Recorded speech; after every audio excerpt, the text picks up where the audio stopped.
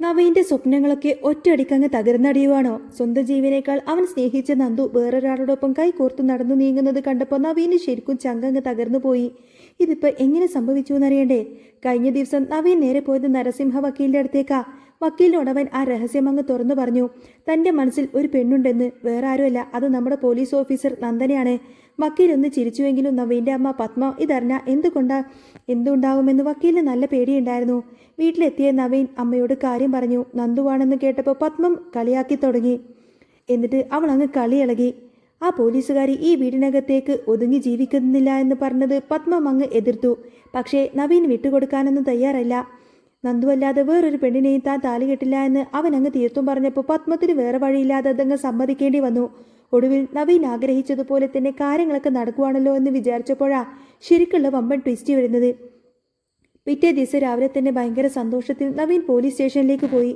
അവിടെ തിരക്കിലായിരുന്ന നന്ദുവിനോട് അവൻ ആ കാര്യം അങ്ങ് തുറന്നു പറഞ്ഞു. തൻ്റെ മനസ്സിലുള്ള പെൺകുട്ടി അത് നന്ദു തന്നെയാണെന്ന് അവൻ പറഞ്ഞ സമയത്തന്നെ നന്ദുവിൻ്റെ തലയിൽ ഒരു ഇടുത്തി വീണ പോലുള്ള അവസ്ഥയിലായിരുന്നു. കാരണം നന്ദുവിന് ഇഷ്ടം അനിയാണല്ലോ. അനിയുമായിട്ടുള്ള പ്രണയം നവീന് യാതൊരുവിധ അറിവുമില്ല.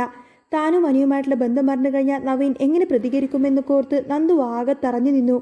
ആലോചിച്ചിട്ട് മറുപടി പറഞ്ഞാൽ മതിയെന്ന് പറഞ്ഞ് നവീൻ അവിടെ നിന്നും ഇറങ്ങി. പക്ഷേ നവീൻ അവിടെയും കൊണ്ടൊന്നും നിർത്തിയില്ല. അവൻ നേരെ പോയത് നന്ദുവിൻ്റെ വീട്ടിലേക്കാണ്. കനകദുർഗയോടും ഗോവിന്ദനോടും അവൻ ഈ കാര്യം തുറന്നു പറഞ്ഞു. അവർക്കാണെങ്കിൽ നവീനെ ഭയങ്കര ഇഷ്ടമാണ്.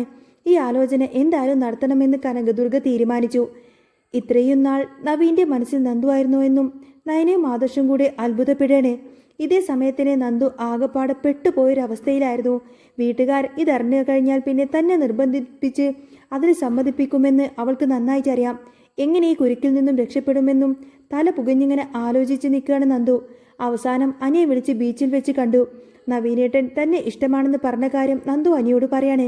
അനി ഇത് കേട്ട് ആകെ ഞെട്ടിത്തരിച്ചു പോയി. നീ എങ്ങനെയെങ്കിലും വേറെ വല്ല അഫെയറൊക്കെ ഉണ്ട് എന്നൊക്കെ പറഞ്ഞിട്ട് അവനങ്ങ് ഒഴിവാക്കാൻ നോക്ക്, അനി അവളോട് പറഞ്ഞു കൊടുത്തു. അവരിങ്ങനെ സംസാരിച്ചു കൊണ്ടിരിക്കുമ്പോഴാണ് നന്ദുവിൻ്റെ ഫോണിലേക്ക് നവീൻ്റെ കോള് വരുന്നത്. കുറച്ച് ജോലിയിലാണെന്ന് പറഞ്ഞ് അവൾ വേഗം തന്നെ ഫോണങ്ങ് കട്ട് ചെയ്തു. ഉള്ള സത്യങ്ങൾ തുറന്നു പറയാൻ അനി ഉപദേശിച്ചതിനെ തുടർന്ന് അവൾ വീണ്ടും പരസ്പരം കൈകോർത്തുകൊണ്ട് തന്നെ ആ ബീച്ചിലൂടെ ഇങ്ങനെ നടക്കാൻ തുടങ്ങി. എന്നാൽ ആ സമയം വണ്ടിയിൽ അതുവഴി വരുന്ന നവീൻ ആ ഒരു കാഴ്ച കണ്ടു. തൻ്റെ നെഞ്ച് തകർക്കുന്ന ഒരു കാഴ്ചയായിരുന്നു അത്. അനിയും നന്ദുവും ഇങ്ങനെ കൈ കോർത്തു പിടിച്ച് നടന്നു നീങ്ങുന്നു. നവീനത് സ്വന്തം കണ്ണുകളെ വിശ്വസിക്കാൻ പോലും പറ്റിയില്ല. അവൻ്റെ മനസ്സിൽ സംശയങ്ങൾ ഇങ്ങനെ ഇരിച്ചു കയറാൻ തുടങ്ങി. അവർ തമ്മിൽ ശരിക്കും പ്രണയത്തിലാണോ? നന്ദുവിനെ തനിക്ക് കിട്ടില്ല എന്ന് അവനൊരു നിമിഷം അങ്ങ് തോന്നിപ്പോയി. പക്ഷേ അങ്ങനെ എളുപ്പം വിട്ടുകൊടുക്കാനൊന്നും നവീൻ തയ്യാറല്ലായിരുന്നു. ഇനി എന്തൊക്കെ തന്നെ സംഭവിച്ചാലും അവളെ സ്വന്തമാക്കണമെന്ന് തന്നെ അവൻ അങ്ങ് മനസ്സിൽ ഉറപ്പിച്ചു. ഇനി എന്തൊക്കെയാണ് സംഭവിക്കാൻ പോകുന്നത് എന്നൊക്കെ നമുക്ക് കാത്തിരുന്ന് കാണാട്ടോ. അപ്പോൾ നിങ്ങൾക്ക് ഈ ഒരു ചാനൽ ഇഷ്ടമാവുകയാണെങ്കിൽ ആകപ്പാടെ ഒരു ഗംഭീര ടെസ്റ്റിലേക്കാണ് കേട്ടോ കാര്യങ്ങളൊക്കെ പോകുന്നത്. നിങ്ങൾക്ക് ചാനൽ ഇഷ്ടമാവുകയാണെങ്കിൽ സബ്സ്ക്രൈബ് ചെയ്യാനും സപ്പോർട്ട് ചെയ്യാനും മറക്കല്ലേ. നെക്സ്റ്റ് വീഡിയോ ആയിട്ട് വരാം. ബൈ.